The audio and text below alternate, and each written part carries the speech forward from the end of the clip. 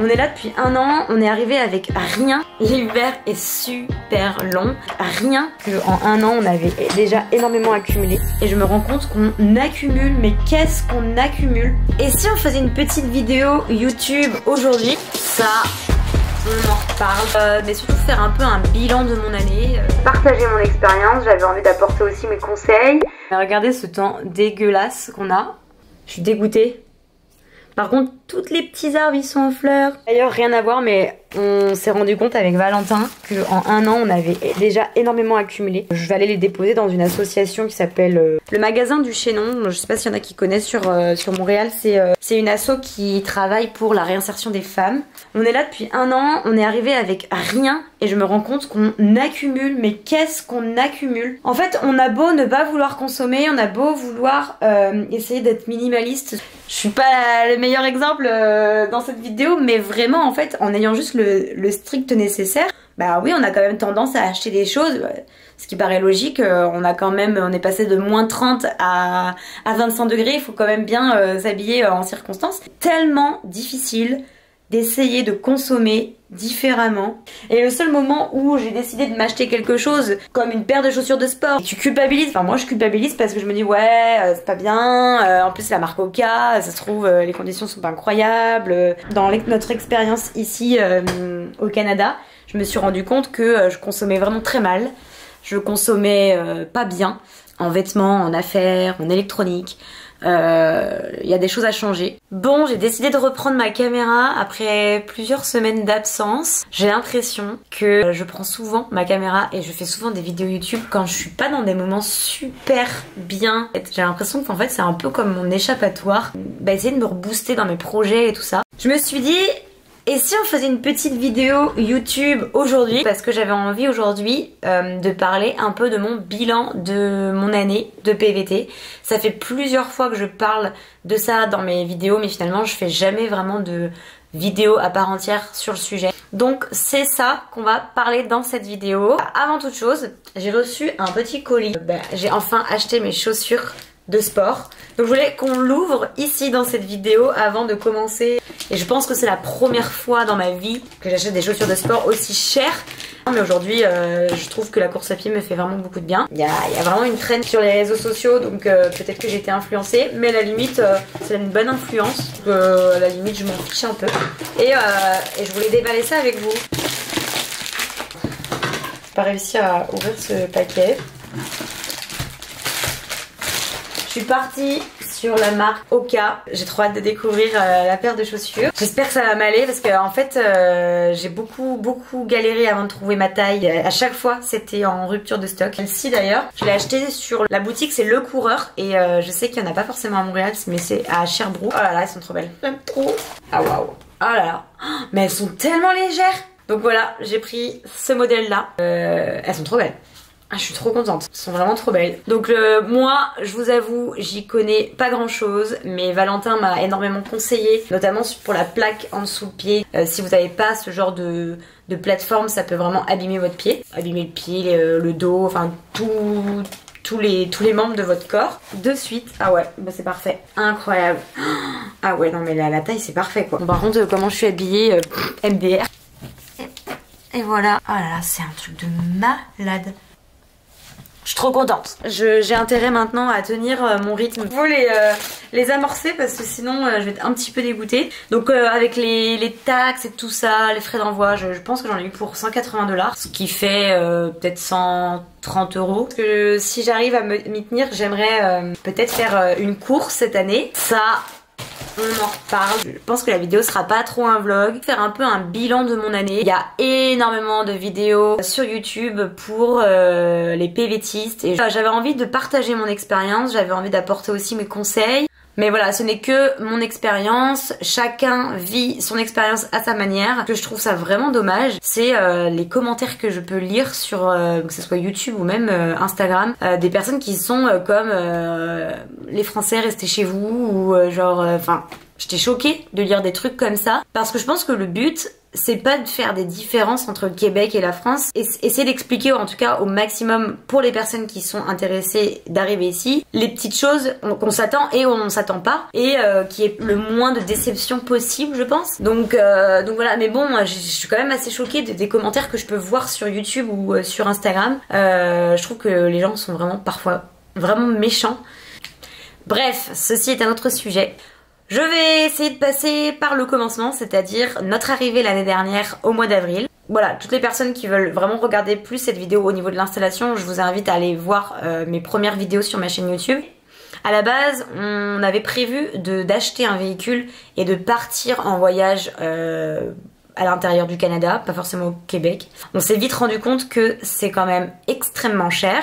La vie ici a énormément augmenté. De mon entourage, mes collègues de travail ou des expats qui sont là depuis 10, 15, voire même 20 ans, qui ont vu Montréal exploser au niveau du budget. C'est extrêmement difficile de se loger à un prix assez correct. Je trouve que les logements, c'est vraiment parfois même indécent. C'est sûr que pour, par exemple, des Parisiens qui viennent de la France, ça sera un avantage parce que ça sera probablement moins cher. Les logements sont moins chers qu'à Paris. Mais pour d'autres personnes qui sont pas parisiens et qui viennent ici, à savoir que les logements, c'est je pense, la moitié de ton salaire. Donc ça, il faut vraiment en avoir conscience. Si tu travailles pas à Montréal, tu peux pas rester indéfiniment. Pour les personnes qui regardent cette vidéo, qui veulent s'expatrier, qui veulent vivre une expérience PVT, soyez vraiment bien conscients que Montréal, si tu ne travailles pas à un temps partiel, je trouve que c'est limite. Donc voilà, prenez vraiment ça en compte. Donc nous, on a tous les deux trouvé un travail, on a trouvé notre logement, on s'est pas véhiculé, donc on n'a pas acheté de voiture, on a décidé de passer entièrement par les transports en commun, donc la plateforme Communauto pour vraiment se déplacer à l'intérieur du Québec ou même aux États-Unis. Communauto marche très bien aux États-Unis.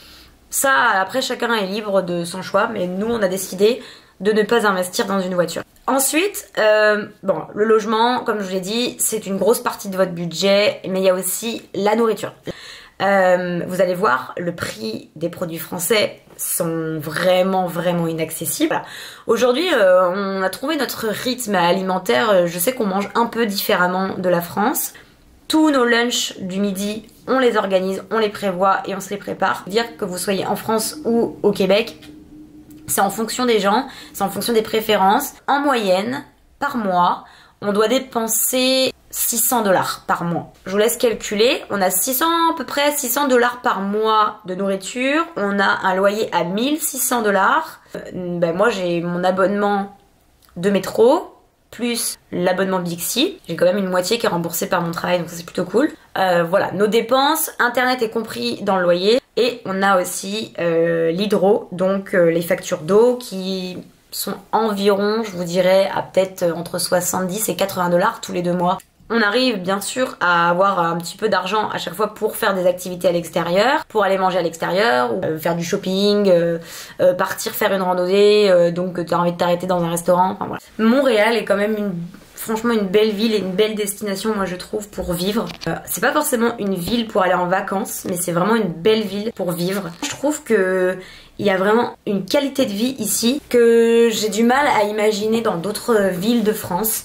J'ai pas vécu dans 1000 villes en France, mais je sais que par rapport à mon expérience de la France à ici, la ville est hyper dynamique, les saisons sont incroyables. Sur l'île de Montréal, il y a vraiment différents quartiers. Le quartier a son identité, a vraiment son empreinte.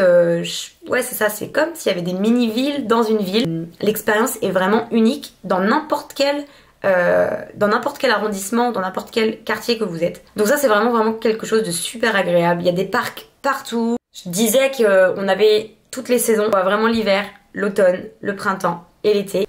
Pour moi c'est l'un des points positifs de l'expérience, c'est vivre à travers les saisons.